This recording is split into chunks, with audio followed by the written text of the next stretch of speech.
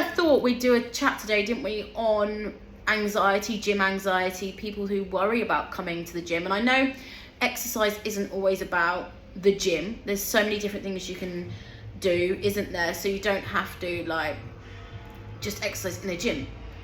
Do something that makes you feel comfortable, like running or going out for a walk. Something that you enjoy, I think, as well, isn't it? That's the key thing. Because if it's something like weight loss or something that you're targeting, the chances are you're going to have to be doing it for a while. So and if you enjoy it, it just makes things so much easier. Yeah, absolutely. So, and it depends what your goals are as well. Obviously, we promote a lot of strength training, resistance training, working the muscles, because that works with the metabolism well, and it's obviously longevity, and also helps with your bone health and everything.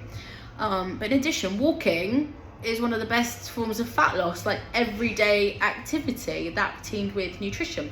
But anyway, going on like on a tangent, so let's bring it back into like the anxiety thing of people that say, right, I want to go to the gym, but I'm too scared, and that is their main block.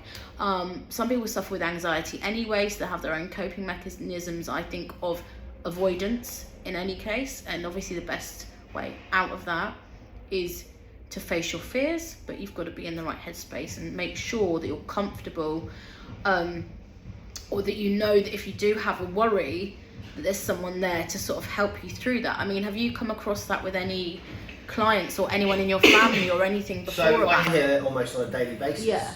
Like if I'm doing a gym tour or something like that, as soon as you get towards the free weights area, they'll turn around and say, yeah, we're going to stay away from this area. And do you know what? Like, it's so common, and like everyone was a beginner at some point, even like ourselves. Like, there was a time when it was our first day in the free weights Absolutely, area. everyone. And it's understandable. It can look really daunting when you've got like, you know, the big blokes in there like like grunting and huffing and puffing away, and it can look daunting, and it can look scary, and you think that everyone's going to be looking at you because it's something new and you don't really know what you're doing. You think you're going to stick out like a sore thumb.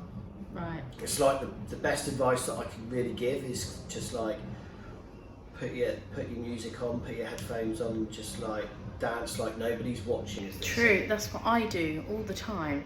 Without do the dancing bit, like, you know, I do dance, so I actually do, like in between like sets. Oh, you see it quite a lot though, like a lot of people just get proper into their playlist. Yes, because no one's really watching. What you have to think about in the gym, going on that, is people are in their own headspace, people are looking at themselves in the mirror, people are worrying about what people are thinking about them, or they're showing off because like they got gains, they're like, yeah, look at me. They want people to look at them, really. It's quite a self-indulgent thing to a lot of people. It's also a lot of therapy. So what I wanted to sort of touch on is, it's funny because the gym in itself, or starting an exercise program, but let's use the gym in this instance, it's something that people are afraid to start. They're afraid to go to the gym because they think it's cliquey.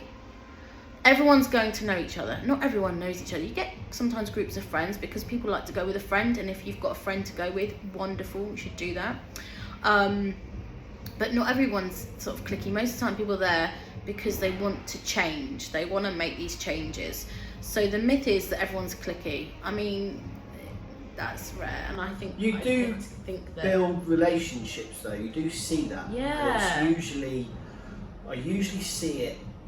It's when people come in at the same time every day. Yes. And their routine happens to be the same as somebody else's routine. So I always say that we've got a 6 a.m. club here. Like, it's the same people that come in at 6 a.m. every day. And likewise in the evenings you'll have people come in at 6 p.m. every evening. Yeah.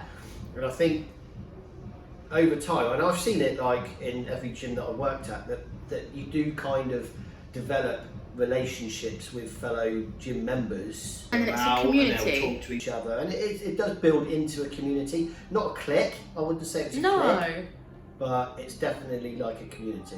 Yeah, I agree. Which is great to see, obviously, because it just means that people are more likely to stick with that particular regime for longer. Absolutely, because then it becomes like a social, in a sense. I mean, obviously, if you're training, you want to be in that zone. You don't want to just use it as a social, but you want to feel like comfortable there. But if that's like the reason of people not coming to the gym, I'd say make that reason to go, because you will then meet people like-minded, people that are just starting out, people that were nervous that you can talk to. And if there's staff there, I would say speak to the staff, the PTs, and tell them you're nervous, and if they're any decent person, they will make you feel comfortable. And if they're not doing their job properly, and that's what I fully believe. So said to you I was going to touch on like the chemical release, because the gym in itself, when you've done the workout, not before the workout, it's I'm tired, I'd rather be elsewhere. Sometimes I would rather go and have a nice coffee with my friends than work out. I do love working out, obviously, otherwise I wouldn't be in this industry. But there are days when you think, you know, like after today, we filmed today, I'm gonna go and train my legs. What could I do? Go home early, you know, do bits before I then work tonight. But no, I'm gonna get that workout in, because I know the chemical release from that workout during and after is such a therapy in itself. So you've got like your serotonin, your dopamine, and your adrenaline, or your noradrenaline. Okay, noradrenaline I think it's called. So that's obviously your stress level, depressant. It's mood relaxing, reduces like the anxiety symptoms. It's like that feel good, and obviously that get go and that alertness and everything else. You get all these chemicals like a hormone release after that workout. That's why when people have finished a workout, they have that positive attitude leaving the gym. So if you think about it in another way, and I'm going to liken this to all those chemicals can be released through eating, hugging, sexual activity, like all of these things release the same chemicals, okay, in different amounts. You have them for different things, but a lot of those things can be instant. You've got to work at it when you go to the gym. However, it's a greater feeling after. Say like you've just gone out and you've bought your tub of Ben & Jerry's, right? Exciting feeling. Yes, I'm going to really enjoy this. Can't wait. I'm going to sit down, watch a film, and I'm going to eat. And you get that exciting, the chemical dopamine feeling coming out when you're eating this and other things. Instant. And then you finish, it drops. Okay. It doesn't even have to wait to finish. They reckon, say let's take Domino's, they reckon you actually only get that feel good feeling, that those the chemical releases, for the first 2 slices. After the first 2 slices, that feeling drops back to 90%. Yeah. So that's it. So that feels like an instant. So that's why we're drawn to that more. But you go to the gym, there's no instant feeling of excitement beforehand. You've got to put the work in. But once you've done that, and during, you start to release the chemicals, the hormones, and then you finish, and that lasts for the next, I don't know, different for everyone, 24 hours, I don't know, I'm going to say long. Instant, okay, straight away, you feel good, oh my God, I've done it now. But there's still that feeling, that real sort of intrinsic feeling that goes on for much longer. I think it's going to vary for everyone. I'm going to throw a bit of a curveball, Right. Do you think it makes a difference if you train in the morning or in the evening to that feel good release? So are you going by chemicals or what? Because just that whole like feel good factor. This is going to be totally different for everyone, because everyone has different sleeping patterns, different work and lifestyle patterns. I for one like to train in the morning, but not too early. I'm a morning person because then it sets me up for the rest of the day, but some people like to train in the evening because then they find that they relax better in the evening and go to bed, you know, they're relaxed, they've done their workout. So it varies for everybody, and I think it's lifestyle and everything else comes into play. Yeah. The longer the day goes on, the less likely I'm going to get my workout. And why do you think that is? I think it's because of how my day is mapped out. Anyway. Yeah. So like obviously I work most evenings, so I'm not going to be able to train, and probably the last thing I want to do is finish here at 8 or 9 o'clock at night and then still think I've got an hour's worth of training to do, or 45 minutes even. It's because then you want to wind down. I don't get it done in the morning, and plus obviously I trained at it was just about 8:15 onwards this morning. I can then actually, if I achieve nothing else that day for this day, I've trained, so I've achieved that. Exactly. So for me, I agree with you. I think everybody's different, and it depends on your daily routines and your work patterns and your sleep patterns, etc. I'm just trying to visualise if I would get the same hit off of say even if I was able to train at 6 o'clock in the evening, so I'll have plenty of the evening afterwards. I don't know whether I would get that same hit than what I do in the morning, but that might just be like a bit of a psychological thing. You know what I mean? It's like, I mean, I can't remember the last time I trained in the evening. But then don't you think also you've got a family, so when you go home you'd rather spend time with them of course, than train, and that is then your chemical release of that happiness of seeing your children, your other half and everything else when you go home. So you're getting that instant, I can't wait to see them, can't wait to spend time with them and do things with them that I haven't all day, because then that can then be that chemical release there, so you don't need the gym for that. It's just a thought I had, like whether it makes a difference, like if you train in the morning, or I don't know if there's any research done on it or what, but like I think there is. I think there's certain, but I think I don't know if it was conclusive enough to say. I think it really depends. Obviously, if you've got that adrenaline, it might keep you alert for a little bit longer in the evening. But then, if you say that, it depends on the training, because there's also that serotonin and everything else. It's that mood control that will help you relax. So. Yeah, I'm not sure. I wouldn't go any further on that, because I wouldn't be able to give anything exactly scientifically accurate. So somebody comes up to you in the gym, first day, they've just signed up, just walked through the door, and they are visibly bricking it. What's your top pieces of advice that you would give them? So you gave me a scenario that I was going to answer of what I would do personally. Yeah. Oh, right, okay. So if someone's really nervous, I would take them into the side room straight away and just chat with them calmly. Just why are they there and they're nervous, and then walk them around. Obviously, ask them a few different things about what they've done before, and everyone's different. I need to know if they've got history in being anxious, anxiety, nervousness, because that's something that I would like to say, I don't say deal with, but I've got a few clients with different needs in that area, so everyone is different. Sometimes people like to be with somebody, sometimes I think a lot of them don't want to come in on their own, or if they do, they want to come in with and train with me, because that's just who they are and how they're comfortable. But they've taken the first step to come through those doors, so they want it bad enough, and they've already made that, they've already pushed through probably a big, huge anxiety barrier. And if they've done that, by the time they get to the desk in that room, they're probably going to be exhausted already. And I know it sounds silly, but to get through an anxiety barrier, to come through the doors into that gym already would then be a big deal to them. So we don't want to overwhelm them at all. Just a general chat, okay, without sort of saying, this is this equipment, do this, and expose them to too much in a short space of time. So they've come through, it might even be about PT, it might just be someone that's nervous about the gym. Okay, come in. And then when they feel ready, so should we have a casual walk around, just have a look at everything. Is there anything you like the look of? And maybe if you fancy it, have a quick go. Not too many things, little baby steps. If all you've done before is the treadmill and you're scared about doing other things, and it's a new gym and you're nervous, just do the treadmill to begin with. Stand on it, scan around. If there's mirrors like we've got in our gym, haven't we, mirrors? I say stand on that treadmill, just walk, look in the mirrors, scan it, just take a look around while you're on there. Just feel comfortable, get to know the building first, get to know faces slowly, and then go from there. But like I said, everyone's different, so start with one exercise.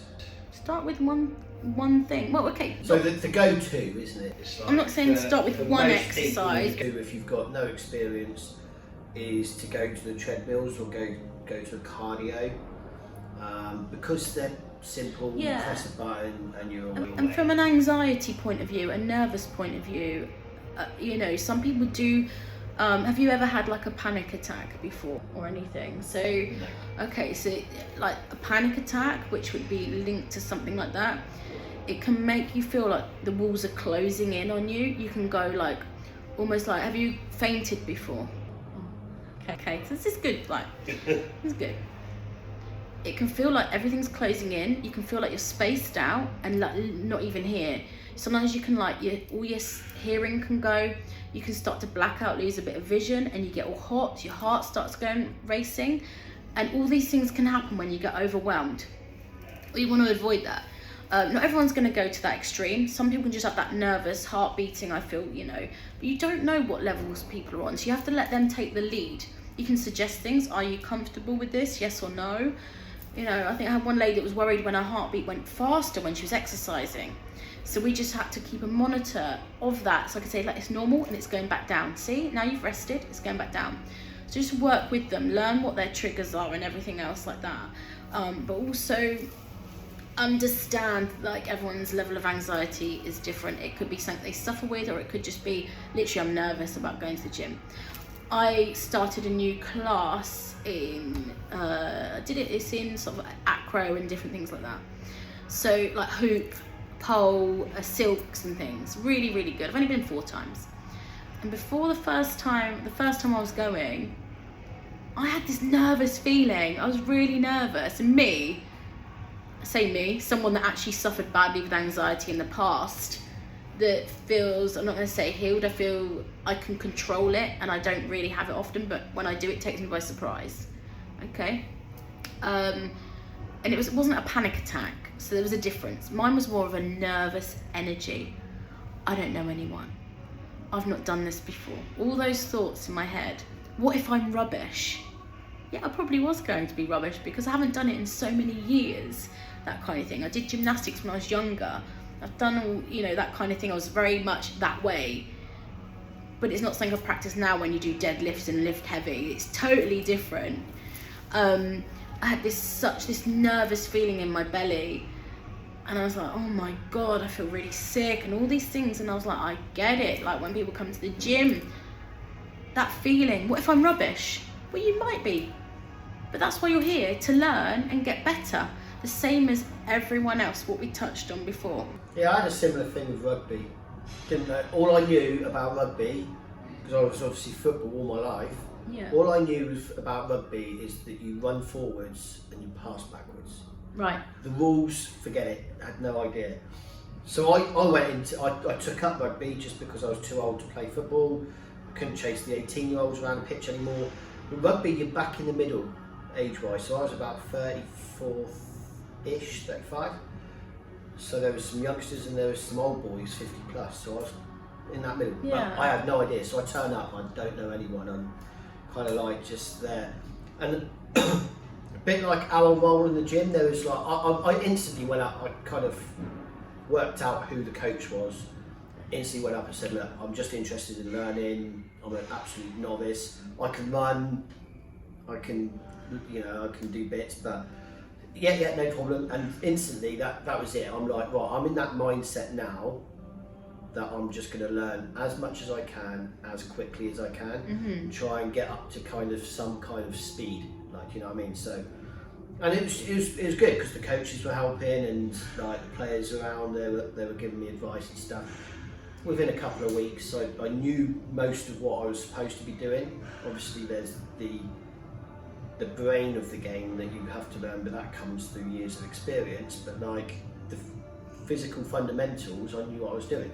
Yeah. So it's about, I think for me, if I was like giving advice to someone, and I'm a little bit like less soft, I would say, in terms of like, I don't wrap people up in cotton wool so much. I'm sort of in the sense of, right, let's use this as an opportunity of learning. So you've got whatever your goal is that you're coming into the gym for, whether that's to lose some weight or get fitter or get stronger, whatever. Okay, put that to one side for now. Okay, just trust in the process that whatever you're going to be doing is working you towards that goal. Yeah. Okay, so now let's just focus on the here and now. So, like I say, the safety mechanism, the comfort zone for a lot of people is to go onto the treadmill, because it's press a button, you can walk or run or whatever to your own pace. Get some music in. Let's get that obstacle out of the way first. Yeah. Once you're comfortable with that, it's right. Let's just try one exercise that's out of your comfort zone.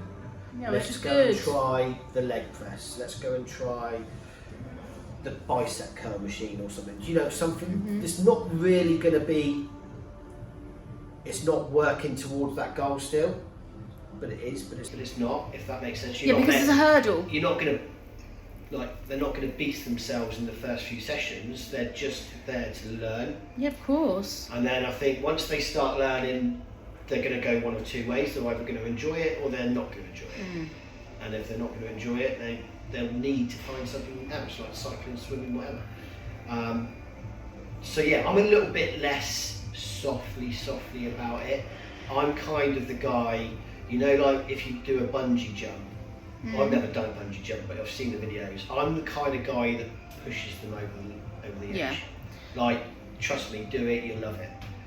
So have you ever had anyone, so I wouldn't say I was soft with my clients, I'm quite, I don't know if the word's intuitive or quite aware. I think maybe I know signs, there's lots of different things that go in. So I wouldn't say that I was soft with my clients, and I think they agree with that. At the same time, recognise, so sometimes there could be a point where something doesn't happen, or you can see a welling up, or you can see certain signs of people that suffer, that I know suffer with the anxiety thing, where they're starting to feel a certain way, okay, and they flush, or they start fidgeting, or there's little different things. They can get emotional when they've had, you know, you can tell sometimes, you can. And I think it's recognising that as well. I don't know if you've had anyone before that said they feel a bit funny, or then they get a bit flappy, or a bit nervy. Sort of like, I've had quite a few that have like been anxious about coming into the gym, or teary or anything. Not to that level. So like, I had a client before, and she contacted me. We had a consultation, and then half an hour before, she messaged me saying, I'm really, really nervous about coming into the gym. I was like, don't worry, I'm going to be there. I'll be a friendly face at the door waiting for you. So obviously I made sure that I was there in advance, and I was there. And basically, like, once they set foot into that gym and they've spoken to you for a minute or two, they start to calm down a little bit. Yeah. They know they're in good hands. They know they've got a safety net there.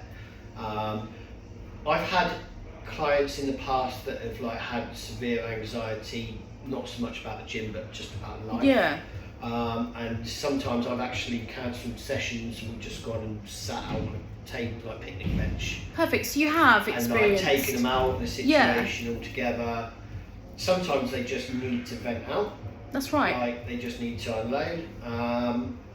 So obviously, it is about recognising the situation, but for me personally, I've not really come across that. No.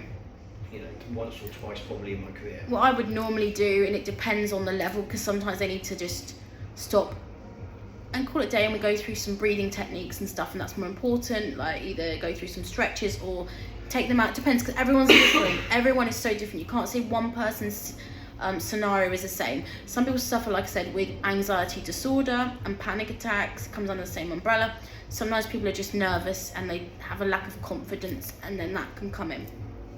So it's learning, I think, or recognizing the symptoms of what it is. So sometimes if someone's gone in and it's a nerve, I can't do that. Okay, yes you can. Then we go through techniques of how I know they would, get that lift out of them eventually. Right, okay, it's gone up here. All of a sudden your confidence has gone in that. Okay, let's bring that back in. Let's go. We don't want to finish on a downer for any client. I want them to leave here. And I think you're similar to me. We bring in a lot of humour, whether it's intentional or not. We're just funny. That's just... I think mine started from an anxiety point of view, though. My humour, I don't know. I don't know if any of my parents would say that. Anyway, whether I used that as a mask years ago, and now it's like my way, and now it's normal for me. So when I'm being daft and singing and stuff, that's just me now, not masking that, because I feel a little bit more, it's liberated, but I feel like I'm just me. No apologies for that. If I'm having a crazy day and I post something totally daft online on my story, it's unprofessional. Like the other day I posted Azizi's, it's like a penis-shaped waffle on my story, and because I thought it was funny. Yeah. Absolutely, because I thought it was funny. The next thing I'll do, post a a quote, you know, some kind of deep spiritual quote about, I don't know, anything at all, because that's where my head's at. The next thing, it's me dancing in my lounge. You know, there's sort of different levels, and I won't apologise for that anymore, because sometimes we worry, and I see it in my daughter sometimes, and I think a lot of people her age, they worry about what people think of them, and that causes huge anxiety. Again, then bringing people into the gym, I don't look as fit as the other girls or the other guys. People are fit in the gym, but they weren't when they first started. When they first started in the gym, they were not that fit. Comparison is a thief of joy. Absolutely. It's one of my favourite quotes. If you compare yourself to somebody else, you're setting yourself to make yourself feel unworthy or inferior. So yeah, comparison is the thief of joy. It's like I try and tell people, don't compare your chapter 1 to somebody else's chapter 10. Oh my God, so true. It's like, you know, that person that you're looking at that you think is like in great shape, they haven't always been like that. They've just been consistent. They've worked for it probably over 3 years potentially. Yeah.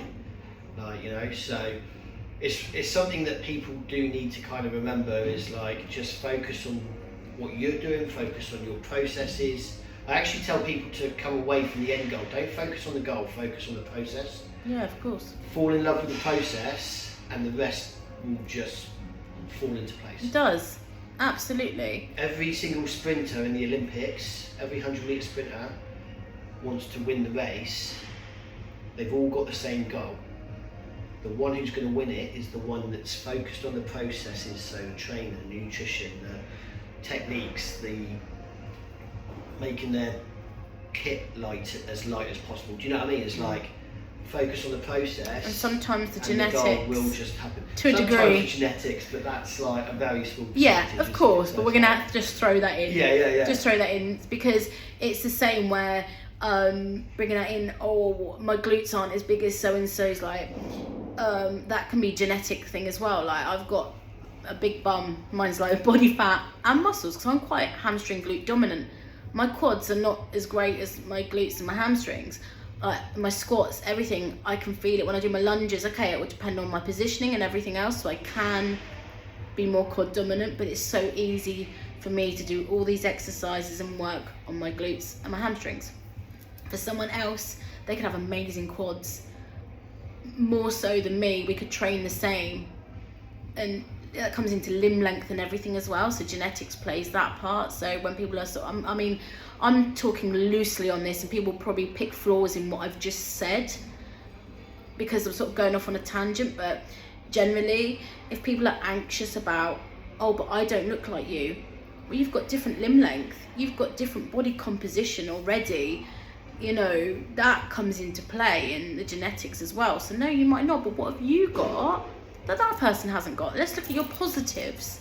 Okay, so when you're coming into the gym with this nervous anxiety, if all you want to do is walk in the door and that's the first thing you can do, and all you can do that day, do that.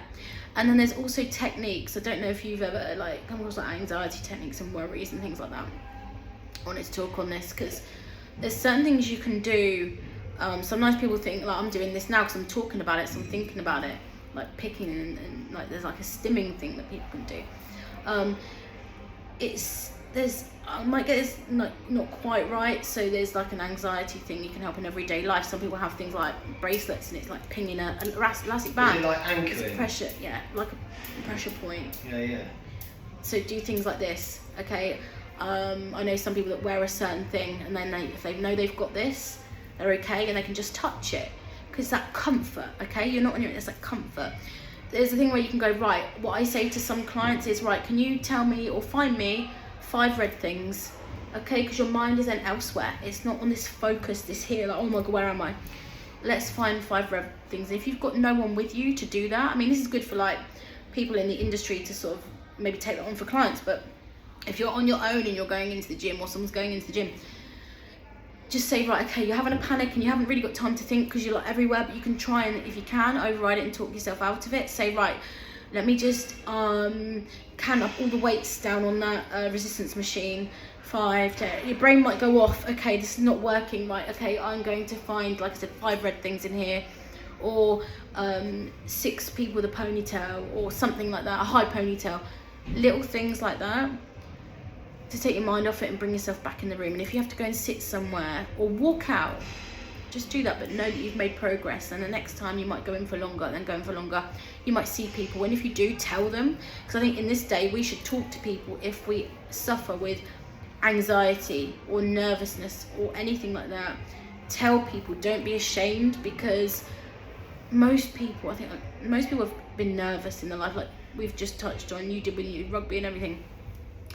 And a lot of people, more than you would think, have had a panic attack, anxiety attack. And some people, I know in the past, like I was in a relationship and they would tell me, it's all in your head. Well, yes, it was. So much so, this is gonna trigger anyone, but I just touch on it lightly, which is why people get so nervous about this kind of thing. I was on meds at the time, and he flushed them down the toilet and went, this is all in your head, and it was really like nasty. So that made me feel like it was an embarrassing thing to talk about, you know. It was after my daughter was born and my best friend passed away and all different things like that, and then I came off them off my own back. Actually, after that relationship ended, I just decided to come off them entirely and wean myself off, because I was like, no, let me just feel, because you are a bit zombie-like on them. And that is 15 odd years ago, I think, something like a long time ago now, that I've not had anything like that. But there's a stigma where you do get some people that are not aware of this. I think there's less now, it's talked about more, but it should be talked about a lot more. And I know we're talking about gym anxiety, but I think it's much bigger than that in general, because people that are generally unhappy and suffer with anxiety get into this unhealthy lifestyle, unhealthy thing, because they're trying to chase that dopamine from elsewhere, from food, from sleep, from comfort zone, and they want to change and come out to the gym, but then they're too scared because it's leaving those feel good bubble here. But if they knew, you can get it there, but you just got to get through this little barrier. But just know that we are with you on this, because most of the time we've all been there and suffered with it.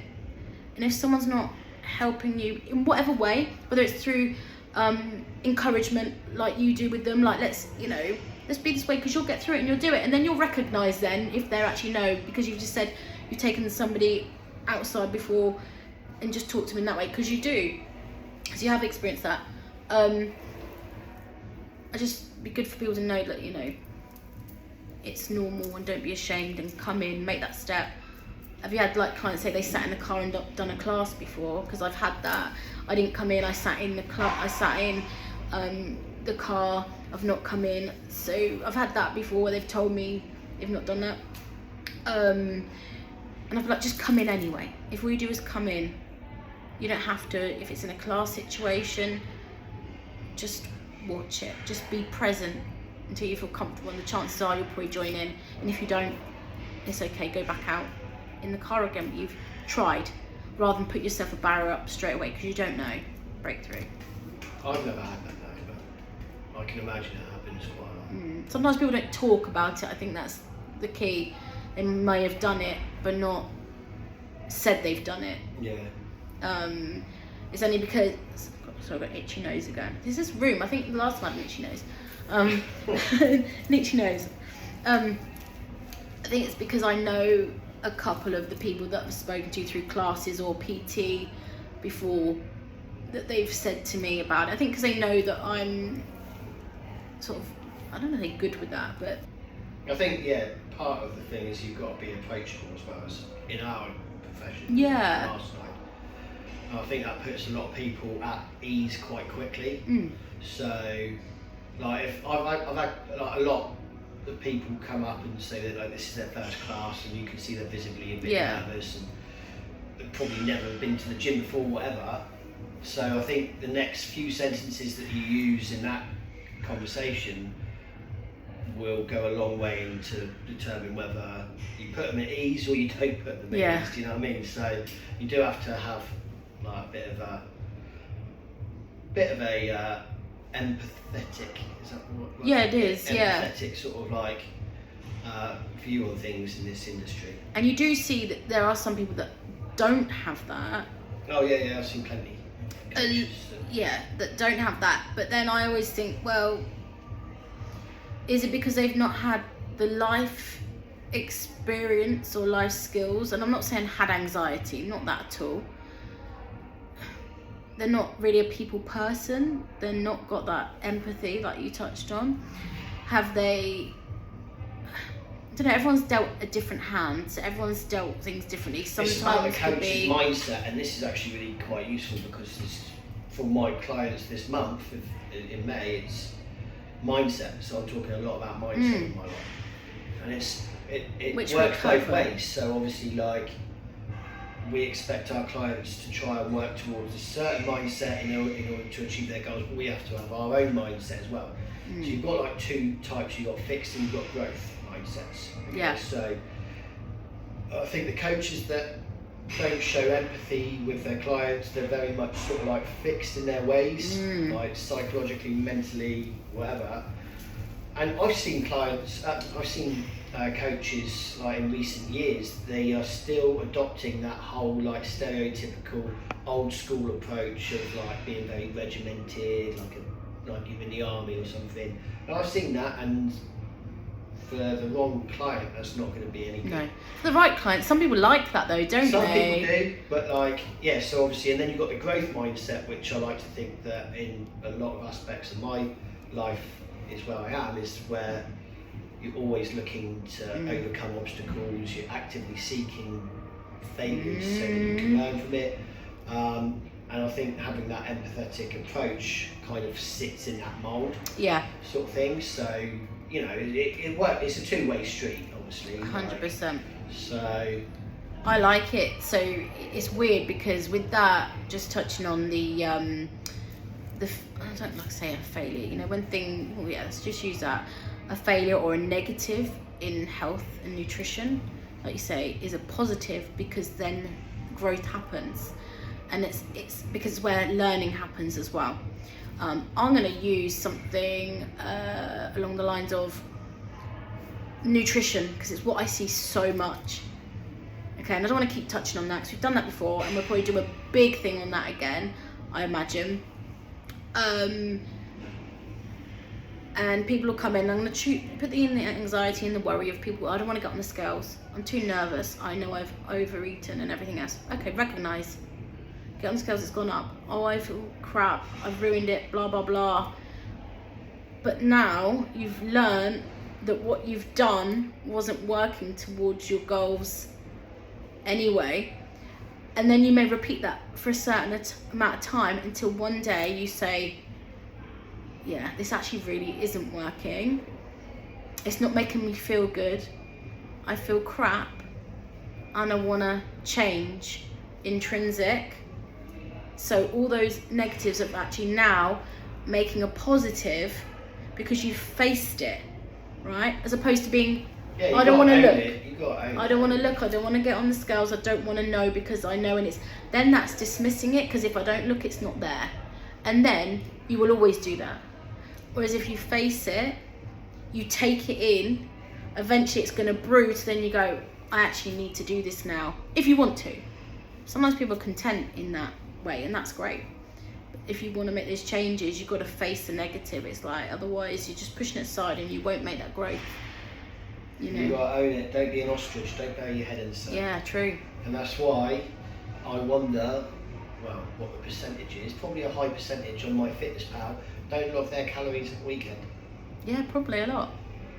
I'm obsessive with mine, even when I was in a surplus, and I was just training in a maintenance, if you like, so I stayed at a heavier weight.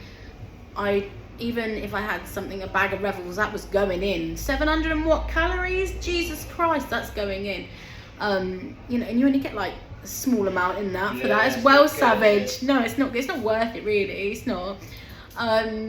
So I'm obsessive with tracking. I have done for years. I think mine's on a 6-year streak now. I mean, was that obsessive? Yeah, probably. But I do with nutrition, and I love to. It could be, and I think if I was on holiday, I probably wouldn't track.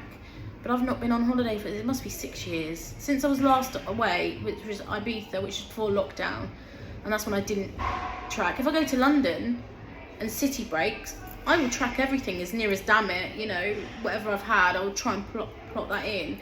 But I like to see about my nutrients. I'm very nutrient, I say obsessive.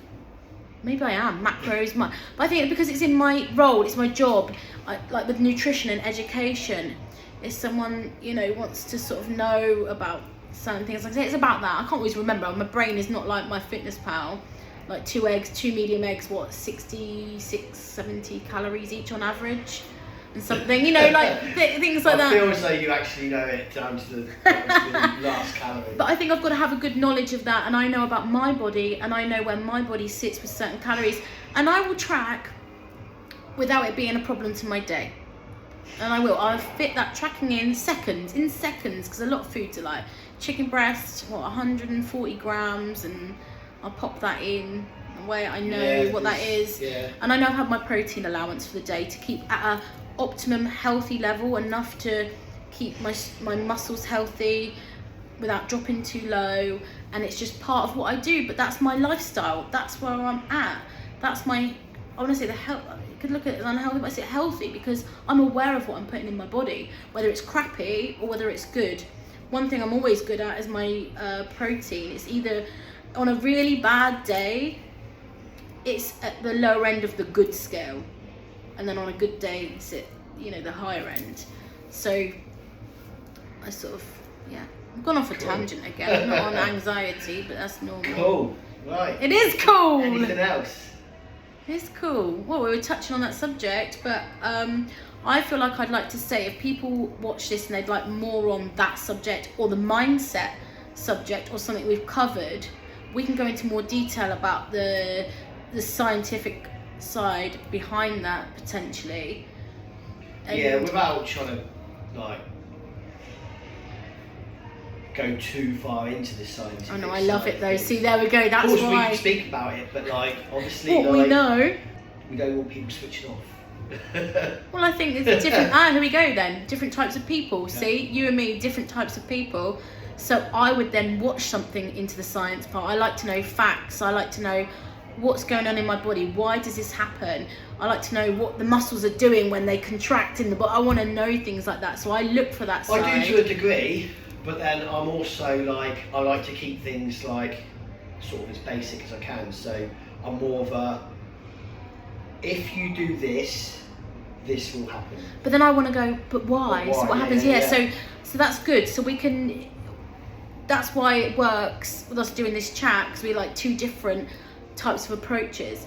Like, I like to know like the feel good factor in the brain is like on a track like this. You've seen it? Like the chemical in the brain, what controls your anxiety, and if it goes off whack, I love things like that, because then you know why. Then what can you have? What can you do to change that?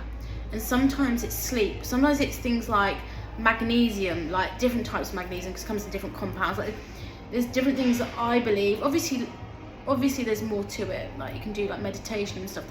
Everyone's different because it depends where their anxiety and nervousness comes from. Is it due to a lack of nutrients, a lack of sleep? Is it because of social situations, experiences that have happened? But how can we change that brain chemistry? So if you wanna, if you're having trouble sleeping, ask Sarah a question. I love it. I should have done science. What the heck? Love that. I love that. So yeah, cool. Yeah, I probably do like. So we're hoping to get some guest coaches in as well. Yes, we are. There was talk of one of the other PTs jumping in soon. Yeah, I've got a couple, but yes, definitely.